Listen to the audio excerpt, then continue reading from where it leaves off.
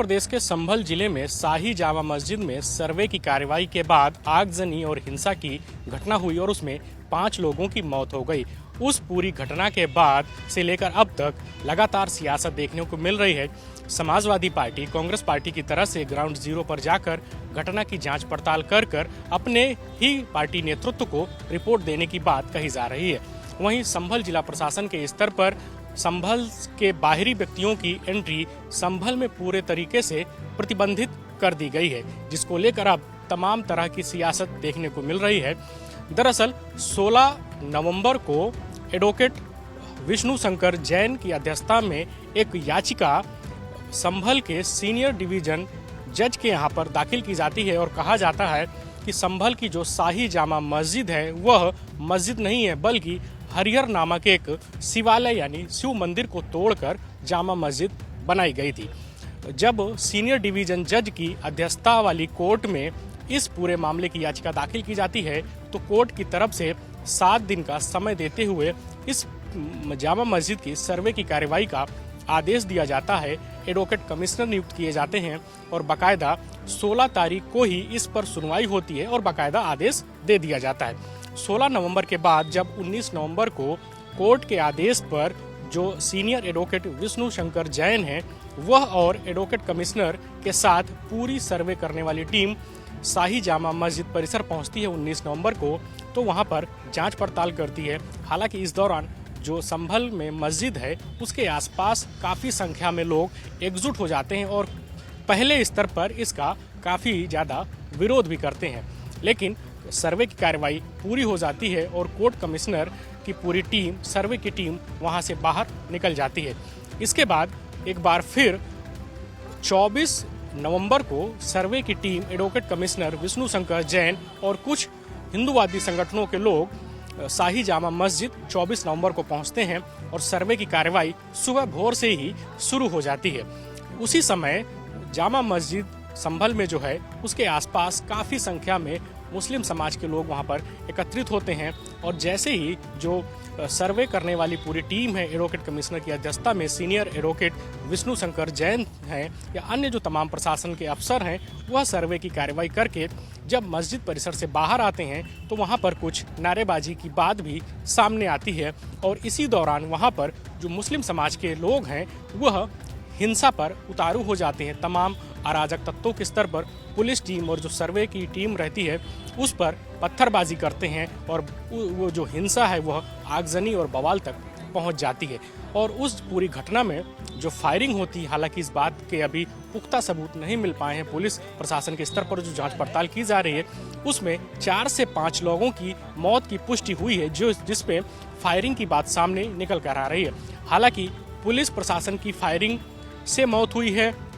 या जो उपद्रवी थे उनकी तरफ से पुलिस प्रशासन पर जो फायरिंग हुई या एक दूसरे पर फायरिंग करने की बात जो सामने आ रही है उस पर 4 से 5 लोगों की मौत हो जाती है। इस पूरी घटना के बाद पश्चिमी उत्तर प्रदेश में अलर्ट रहता है। संभल की घटना के बाद राज्य सरकार पूरी तरीके से चौकन्ना हो जाती है कि 24 नवंबर को जो घटना हुई उसके बाद से इसकी आंच पश्चिम उत्तर प्रदेश के अन्य संवेदनशील जिलों तक न पहुंच पाए। मुख्यमंत्री योगी आदित्यनाथ के निर्देश पर तमाम बड़े अफसर ग्राउंड जीरो यानी संभल पहुंचते हैं और पूरे तरीके से घटना को नियंत्रित करने की कोशिश करते हैं। इस बीच राजनीतिक दलों, खास करके समाजवादी पार्टी के अध्यक्ष अखिलेश यादव, कांग्रेस पार्टी के अध्यक्ष की तरफ से लगातार बयानबाजी की जाती है और संभल हिंसा को लेकर उत्तर प्रदेश की पुलिस प्रशासन और राज्य सरकार की कार्यशैली पर सवालिया निशान खड़े किए जाते हैं। राजनीतिक दलों के ये आरोप हैं कि वहां पर स्थानीय प्रशासन की तरफ से लापरवाही बरती गई, जिसकी वजह से इस प्रकार की ये घटना सामने आई है। मुख्यमंत्री योगी आदित्यनाथ के निर्देश पर इस पूरी घटना की जांच के लिए 3 सदस्यीय एक न्यायिक आयोग का गठन किया गया है, जिसमें उच्च न्यायालय के पूर्व न्यायाधीश DK अरोड़ा, उत्तर प्रदेश सरकार के पूर्व IAS अधिकारी अमित मोहन प्रसाद,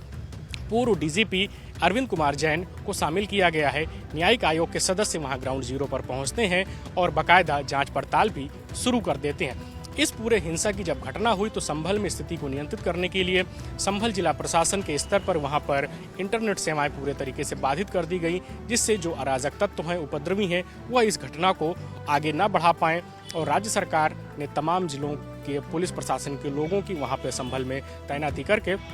घटना को नियंत्रित करने की पूरी कोशिश की। संभल की हिंसा की इस पूरी घटना के बाद उत्तर प्रदेश में सियासत देखने को मिल रही है। एक तरफ अभी तक की जांच पड़ताल में जो तथ्य सामने आए उसमें इस बात के पुख्ता सबूत पुलिस प्रशासन की अब तक की हुई जांच पड़ताल में सामने आए कि जो संभल में समाजवादी पार्टी के स्थानीय नेता हैं, वहाँ के जो सांसद जियाउर रहमान बर्क हैं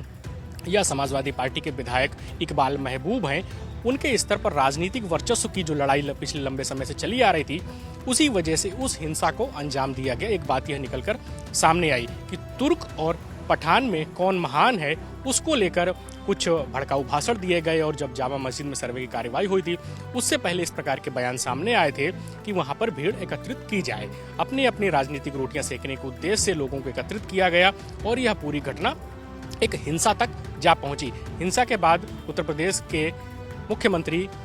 योगी आदित्यनाथ के निर्देश पर न्यायिक जांच आयोग का गठन किया गया। ग्राउंड जीरो पर पुलिस प्रशासन की काफ़ी संख्या में तैनाती करते हुए घटना को नियंत्रित करने की कोशिश की गई। घटना की जांच पड़ताल करने के लिए एक न्यायिक आयोग का गठन किया गया। वहीं उत्तर प्रदेश की विपक्षी दलों की बात करें तो Samajwadi party, Congress party, Bahujan Samaj party की तरफ से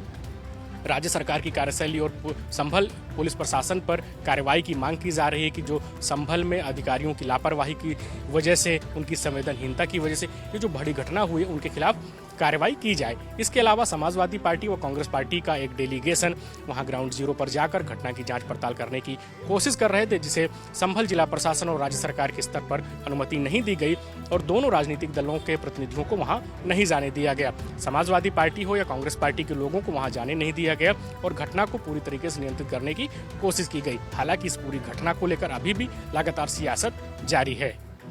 वीडियो जर्नलिस्ट सुंदरम केसरी के साथ धीरज त्रिपाठी, लाइव टाइम्स, लखनऊ।